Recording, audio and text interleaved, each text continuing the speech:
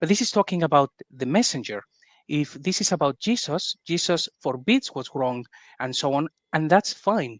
But if this is Muhammad, I think it's very, very sinful to say that he would forbid things. Of course, it would then have to be patched up by saying, no, Muhammad doesn't forbid things.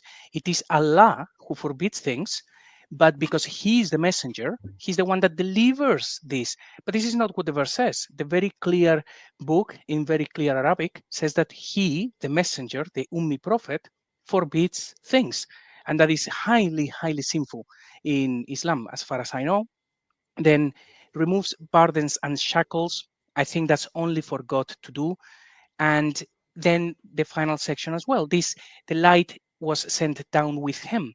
I would assume that that implies that for the light to be sent down with him, that he has to be up above. And in the case of Jesus, you could say, okay, so he's the Word and the Spirit, and they are up above, and they are both sent down. But in the case of Mohammed, he wouldn't actually be up there. The light could not be sent down with him. And also, the interpretation of the Spirit would make more sense than what they say in the narrative, which is the light is supposed to be the Quran, which I think it makes no sense.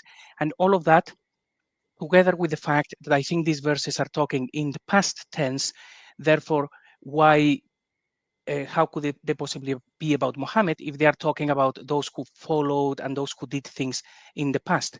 It would make sense that all of this is about Jesus in the past tense and those who followed him and the light and so on, but it would make no sense for Islam. Um, any thoughts?